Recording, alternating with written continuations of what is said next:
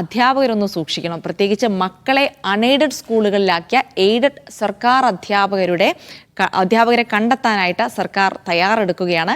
പട്ടിക തയ്യാറാക്കി പ്രസിദ്ധീകരിക്കും. ഇത്തരക്കാർ പൊതുവിദ്യാലയങ്ങളുടെ വിശ്വാസ്യത കുറയ്ക്കുന്നു എന്നാണ് വിലയിരുത്തൽ. ഇതിന്റെ ഒരു പശ്ചാത്തലത്തിലാണ് നടപടി.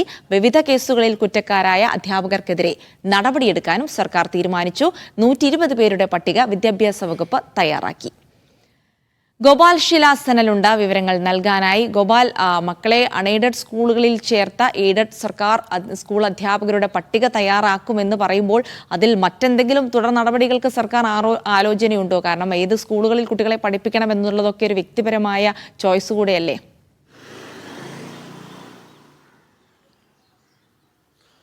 അതെ ജിൽസി, തീർച്ചയായിട്ടും അതൊരു വ്യക്തി സ്വാതന്ത്ര്യത്തിൻ്റെ കാര്യം തന്നെയാണ്. പക്ഷേ അപ്പോഴും വിദ്യാഭ്യാസ വകുപ്പിൻ്റെതായ ചില വിലയിരുത്തലുകളും ചില നിലപാടുകളും ഉണ്ട്. അതിൽ ഏറ്റവും പ്രധാനപ്പെട്ടത് ഈ കഴിഞ്ഞ കാലങ്ങളിലെല്ലാം തന്നെ ഈ 1ഉം 2ഉം പിണറായി സർക്കാരിൻ്റെ കാലത്ത് പൊതുവിദ്യാഭ്യാസ മേഖലയിൽ വലിയ കുതിച്ചുചാട്ടം ഉണ്ടായി എന്നതായിരുന്നു ആ സർക്കാരിൻ്റെ കണക്ക്. എന്നാൽ പിന്നീട് വന്ന ചില കണക്കുകളിൽ, ഈ അടുത്തായി വന്ന ചില കണക്കുകളിൽ പോലും മുൻ വർഷങ്ങളിൽ പൊതുവിദ്യാലയങ്ങളിലേക്ക് എത്തിയ വിദ്യാർത്ഥികളെ അപേക്ഷിച്ച് ഇത്തവണയൊക്കെ എണ്ണത്തിൽ വലിയ കുറവ് വന്നിട്ടുണ്ട്. ആ ഘട്ടത്തിലാണിപ്പോൾ ഇങ്ങനെയുള്ള ചില നടപടികളിലേക്കൊക്കെ പൊതുവിദ്യാഭ്യാസ വകുപ്പ് കടക്കുന്നത്. അതായത് അൺഎയ്ഡഡ് സ്കൂളുകളിൽ മക്കളെ പഠിപ്പിക്കുന്ന സർക്കാർ എയ്ഡഡ് സ്കൂൾ അധ്യാപകരെ കണ്ടെത്താനാണ് ഇപ്പോൾ പുതിയ നീക്കം.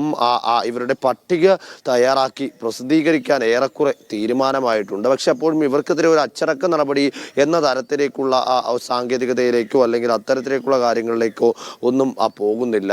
ഇത്തരം അധ്യാപകർ പൊതുവിദ്യാഭ്യാസ മേഖലയിൽ അല്ലെങ്കിൽ പൊതുവിദ്യാലയങ്ങളുടെ വിശ്വാസ്യത സമൂഹത്തിന് മുന്നിൽ കുറയ്ക്കാൻ കാരണമാകുന്നു എന്നതാണ് പൊതുവിദ്യാഭ്യാസ വകുപ്പിന്റെ വിലയിരുത്തൽ. കാരണം തങ്ങൾ സർക്കാർ എയ്ഡഡ് വിദ്യാലയങ്ങളിൽ അധ്യാപകരായിരിക്കെ തന്നെ ആ വിദ്യാലയങ്ങളിലെ ക്ലാസുകൾ അല്ലെങ്കിൽ പഠന നിലവാരം പോരാ എന്നതിൻ്റെ അടിസ്ഥാനത്തിൽ സ്വന്തം മക്കളെ മറ്റ് അൺഎയ്ഡഡ് സ്കൂളുകളിൽ ചേർക്കുന്നു. കൂടുതൽ സൗകര്യമുള്ള അല്ലെങ്കിൽ സ്വകാര്യ സ്കൂളുകളിലേക്ക് ചേർക്കുന്നു. അത്തരം സംവിധാനങ്ങൾ സാധാരണ ജനങ്ങൾക്ക് എന്ത് സന്ദേശമാണ് നൽകുക എന്ന ചോദ്യമാണ് വിദ്യാഭ്യാസ വകുപ്പ് മുന്നോട്ട് വെക്കുന്നത്. അതുകൊണ്ട് തന്നെ ഇവർക്കെതിരെ അച്ചടക്ക നടപടിയെ കുറിച്ച് ഇപ്പോൾ വകുപ്പ് ആലോചിക്കുന്നില്ല. പകരം സ്വന്തം നിലയ്ക്ക് ഇവർ ചിന്തിച്ച് മാറി സ്വന്തം കുട്ടികൾ കൂടി ഇങ്ങോട്ടേക്ക് എത്തട്ടെ, അവരെ കൂടി പഠിപ്പിച്ച് അതൊരു മാതൃകയാകട്ടെ എന്ന നിലപാടിലാണ് വിദ്യാഭ്യാസ വകുപ്പ് നിലവിലുള്ളത്. ജിൽസി, അതിനോടൊപ്പം തന്നെ മറ്റൊരു കാര്യം കൂടിയുണ്ട്.